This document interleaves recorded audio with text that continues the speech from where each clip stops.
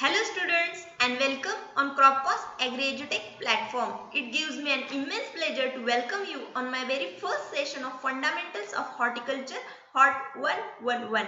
I take a complete course on horticulture. The syllabus framed as per the guidelines of 5 Deans Committee ICAR New Delhi. Cropcos.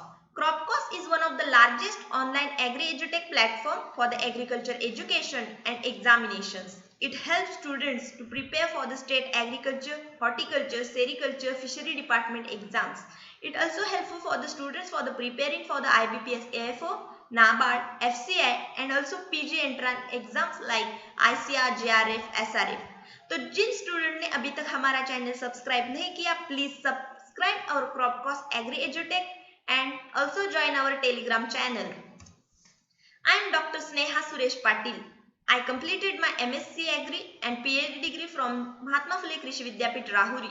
I qualified ASRB NET exam in 2018 and currently working as an educator for horticulture at Cropcos Agri EduTech.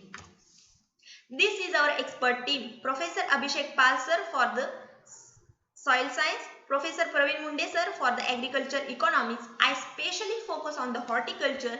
Dr. Ganesh Jadhav sir for the agriculture botany and Ms. Charil Deshmukh ma'am for the agriculture extension. We just take a look on the complete syllabus of the fundamentals of horticulture.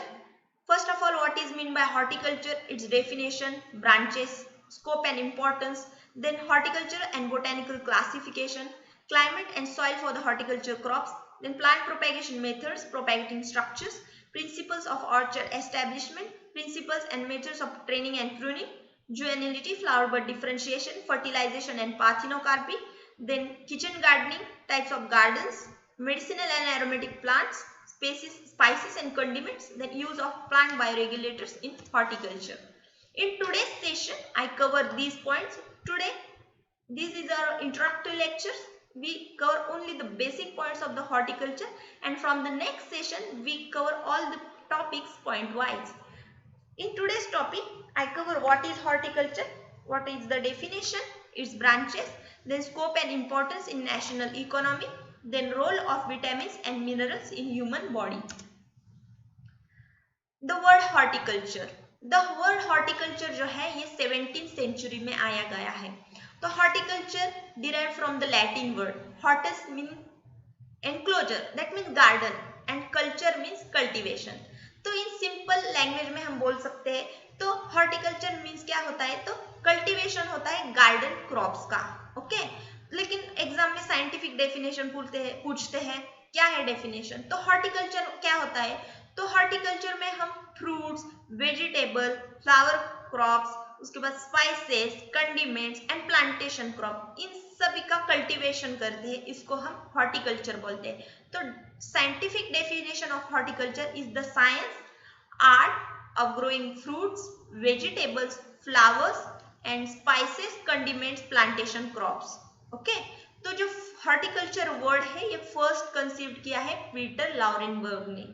And father of Indian horticulture is M.H. Marigowda and father of American horticulture is L.H. Bailey. Next point is very much important. In every exam, the one question is asked on the Institute of the Horticulture. Okay? तो ये याद कर लेना है सभी students को exam के पहले क्योंकि एक क्वेश्चन इसके ऊपर आता ही आता है कि इंस्टीट्यूट कहाँ पे लोकेटेड है. तो हमारा नेशनल हॉर्टिकल्चर बोर्ड है ये गुरुग्राम में लोकेटेड है. उसके बाद सेंट्रल इंस्टीट्यूट ऑफ सब ट्रॉपिकल हॉर्टिकल्चर लखनऊ, उसके बाद central institute of temperate horticulture Srinagar, central institute of arid horticulture Bikaner, Indian institute of horticulture IIHR is located at dash dash. ये क्वेश्चन बहुत सारे एग्जाम में पूछा जाता है तो उसका आंसर है बेंगलुरु और बेंगलुरु में भी स्पेसिफिक हिसारगट्टा में IIHR है. उसके बाद Indian institute of vegetable research वो है वाराणसी में और उसके बाद इंटरनेशनल. देखो सेंट्रल देख लिए, नेशनल देखा, इंडियन देखा, लेकिन इंटरनेशनल इंस्टीट्यूट कहाँ पे है तो ब्राजील में इंटरनेशनल इंस्टीट्यूट ऑफ हॉर्टिकल्चर है. This is a very important point institutes of horticulture. Next, branches of horticulture. There are total 8 branches of horticulture. First 4 are the main branches and next 4 are the sub branches. Okay, first is the pomology. The pomology word itself it indicates its meaning. Okay, तो pomology है ये जो Latin language से word आया हुआ है, और उसके बाद पोमम होता है मीन्स फ्रूट होता है. देखिए pomology, pomum and logy. Pomum that means fruits and logy that means science. Okay, तो हमें पोमोलॉजी के नाम से ही पता चल जाता है कि जो साइंस होता है फ्रूट प्रोडक्शन का उसको हम बोलते हैं पोमोलॉजी. उसके बाद है ओलरी कल्चर. तो नाम से देखो ओलरी कल्चर दैट मीन्स क्या होता है, ओलियोरीज. ओलियोरीज मीन्स पॉट हर्ब, और कल्चर दैट मीन्स हमें तो मालूम है कल्टीवेशन. जो साइंस है वेजिटेबल्स ग्रो करने का उसको हम ओलरी कल्चर बोलते हैं. देखो जैसे pomology, pomum logy, fruit cultivation. Okay, वैसे olericulture, vegetable cultivation. Third one है फ्लोरिकल्चर. नाम से ही पता चल जाता है साइंस जो होगा कल्टीवेशन ऑफ फ्लावर्स का उसको हम फ्लोरिकल्चर बोलते हैं. उसके बाद फोर्थ है plantation crops, spices and condiments. तो प्लांटेशन क्रॉप्स क्या होती है, सभी को मालूम है प्लांटेशन क्रॉप्स क्या होती है. टी, कॉफी, कोकोनट, मतलब the tropical crops grown on the area on large scale bye uniform system of cultivation under the central management system. उसमें एग्जांपल आता है हमारा टी है, कॉफी है, कोकोनट है, पाम है. उसके बाद है स्पाइस क्रॉप्स. तो स्पाइस क्रॉप्स क्या होता है, तो ये ड्राइड वेजिटेबल सब्सटेंस होता है जो फूड के सीजनिंग के लिए मतलब फ्लेवर फ्रेग्रेंस के लिए यूज किया जाता है स्पाइसेस. तो ब्लैक पेपर, सिनेमम, नटमेग ये स्पाइस क्रॉप्स है. उसके बाद कंडीमेंट्स. तो कंडीमेंट्स एक प्लांट प्रोडक्ट होता है कि जो फूड को टेस्ट ऐड करता है. ओके, जो हम खाना बनाते हैं तो टेस्ट के लिए हम कंडीमेंट्स ऐड करते हैं. फॉर एग्जांपल कोरिएंडर है, क्यूमिन है. समझो हमें राइस, जीरा राइस बोलते हैं, हम राइस बनाना है तो हम जीरा का उसका टेस्ट आ जाता है जीरा राइस को. ये हो गया प्लांटेशन, स्पाइसेस एंड कंडीमेंट्स. उसके बाद है shrub branches of the horticulture. First है उसमें मेडिसिनल एंड एरोमेटिक प्लांट्स. तो मेडिसिनल एंड एरोमेटिक प्लांट्स को भी बहुत ज्यादा इंपॉर्टेंट है हॉर्टिकल्चर में. तो मेडिसिनल जो प्लांट्स होते हैं वो रिच सोर्स होते हैं अल्कोलॉइड एंड स्टेरॉइड्स के, कि जिनमें क्यूरेटिव प्रॉपर्टीज होती है कि जो सेवरल डिसीज को क्योर करते हैं, इसलिए इनको फार्मास्यूटिकल इंडस्ट्रीज में यूज किया जाता है for the preparation of the medicine for the human beings. Okay, तो उसका एग्जाम्पल है विंका एंड इसबगोल. उसके बाद है हमारी एरोमेटिक प्लांट्स. तो एरोमेटिक प्लांट जो होती है इनमें होता है इसेंशियल ऑयल, और जो हमारी परफ्यूमरी और कॉस्मेटिक इंडस्ट्रीज है उनमें इस एरोमेटिक प्लांट्स का यूज किया जाता है.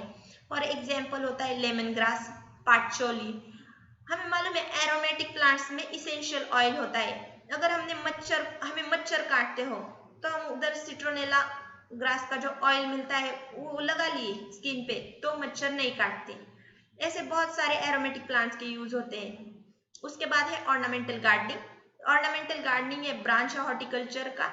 इसमें हम ornamental foliage, flowering tree, shrub, climber इन सब का स्टडी करते हैं, उसको हम बोलते हैं ऑर्नामेंटल गार्डनिंग. थर्ड है लैंडस्केप गार्डनिंग. लैंडस्केप में भी different types of ornamental plants आ जाते हैं. उसके बाद फोर्थ है नर्सरी मैनेजमेंट. ये साइंटिफिक स्टडी करते हैं हम production of plants in nurseries का for the subsequent cultivation in the fields. उसके बाद आता है हमारा इकोनॉमिक इंपॉर्टेंस क्या है हॉर्टिकल्चर क्रॉप का. ओके, फर्स्ट जो है वो horticulture crops contribute to the national income. The main contribution जो है हॉर्टिकल्चर क्रॉप का क्या है, तो इंक्रीज करना है नेशनल इनकम को and also increase the foreign exchange. This one was the first economic importance of the horticulture. Second है high production per unit area.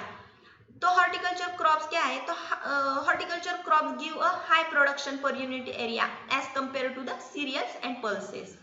Third है fruit and vegetables are the protective foods.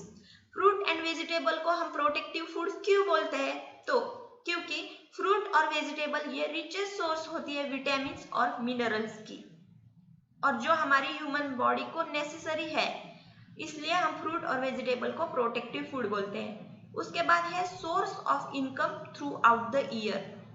जो horticulture crops है उनसे हमें पूरा year तक income आता है. फॉर एग्जाम्पल हमने समझो वेजिटेबल्स लगा दिए, तो वेजिटेबल्स तो पूरा साल तक इनकम देती है, एक होने के बाद एक। उसके बाद समझो हमारे फ्रूट क्रॉप्स है, कोकोनट वगैरह, इनको भी साल भर हमें फ्रूटिंग दिखती है, इसके वजह से हमारा income throughout the year होता है। फिफ्थ है best utilisation of undulating and barren land. तो हॉर्टिकल्चर फ्रूट क्रॉप्स हैं हमारे सच एज कैशूनट, ऑनला, उसके बाद बेर है, उसके बाद मैंगो हो गया, टैमरिंड हो गया। ये हम अनड्यूलेटिंग लैंड में मतलब कि बैरन लैंड में भी ग्रो कर सकते हैं, जहाँ पे हमारे एग्रोनॉमिकल क्रॉप्स हम ग्रो नहीं कर सकते, लेकिन हम ये हॉर्टिकल्चर क्रॉप्स ग्रो कर सकते हैं। उसके बाद आया हमारा 6 utilisation of land areas for fruit crops like ber, custard apple, drumstick, aonla, jamun etcetera can be utilise under low water availability. Okay, तो जहाँ पे पानी की कमी है इस एरिया में हम ये एरिड क्रॉप्स लगा सकते हैं। 7 है नो रिकरिंग एक्सपेंडिचर। अब नो रिकरिंग एक्सपेंडिचर उसका मतलब क्या है? In the case of the fruit crop there is a no recurring expenditure like layout of orchard, उसके बाद एवरी ईयर हमें प्लांटिंग मटेरियल नहीं ढूंढना पड़ता। ओके, तो लेकिन एग्रोनॉमिकल क्रॉप में हमें रिकरिंग एक्सपेंडिचर लगता है, लेकिन फ्रूट क्रॉप में नहीं लगता। 8 है इंडस्ट्रियल यूज। उसके बाद 9 है सेविंग मनी, ये सेव करता है मनी। समझो हमने हमारे किचन गार्डन में हमने हमारे वेजिटेबल फ्रूट्स लगा दिए, तो हमें बाहर जाके एक्स्ट्रा मनी खर्चा करने की जरूरत नहीं है, क्योंकि it saves money. Okay. 10 social importance. Social importance में रिलीजियस इम्पोर्टेंस है फ्रूट्स को, because in puja or any functions we use flowers and fruits. Okay, then scope of horticulture crops. First one, necessities per capita consumption. Second है irrigation facilities. Third है evaluation or development of new variety. Fourth, development of new techniques for maximum production. Fifth है development of schemes of state and central government. Fourth जो है development of new techniques for maximum production, इसमें techniques develop की गई है for the cultivation of the horticulture crop. First, improved vegetative propagation technique, then use of growth regulators, C use of protected cultivation, D efficient irrigation techniques, then use of special horticulture practice and use of new planting techniques. 6 है processing and value addition of horticulture crop. 7 availability of cheap man power. 8 development of cooperative sector and export potential. And 9 transport and marketing facility. अब ये this is very much important point, functions of fruit and vegetables क्या है हमारी human body में। तो first है fruit and vegetable क्या provide करता है? पैलेटेबिलिटी, टेस्ट प्रोवाइड करता है हमारी। ओके, उसके बाद ये क्या करता है? इंप्रूव करता है हमारा एपेटाइट, क्योंकि फ्रूट्स और वेजिटेबल्स में फाइबर का क्वांटिटी बहुत ज्यादा होता है, इसके वजह से ये ओवरकम करता है कॉन्स्टिपेशन। सेकेंड है न्यूट्रलाइज करता है एसिड को जो डाइजेशन के वक्त प्रोड्यूस होता है। Okay, they neutralise the acid produce during digestion of proteins and fats. Then improve the general immunity of the human body against disease, deficiencies etc. जो हमारी बॉडी की इम्यूनिटी है, इम्यूनिटी को बढ़ाने का काम फ्रूट्स एंड वेजिटेबल्स करते हैं। फोर्थ है इंपॉर्टेंट सोर्स होते हैं विटामिन और मिनरल्स का, इसलिए तो हम उसको प्रोटेक्टिव फूड बोलते हैं। ओके, देन फिफ्थ है प्रोवाइड करते हैं high energy value per unit area as compare to cereals. उसके बाद बहुत ज्यादा इंपॉर्टेंट पॉइंट है एग्जाम के पॉइंट ऑफ व्यू से, क्योंकि एग्जाम में पूछा ही जाता है इस पे एक क्वेश्चन। ओके, तो विटामिन ए है फर्स्ट। तो विटामिन ए के वजह से कौन सा डिफिशियंसी कॉज होता है? तो vitamin A causes the night blindness, और richest source of vitamin A होता है मैंगो। ओके, तो विटामिन ए क्यों जरूरी है? It essential for growth of and production. Okay, then helps in resistance to infection, increase longevity and decrease salinity.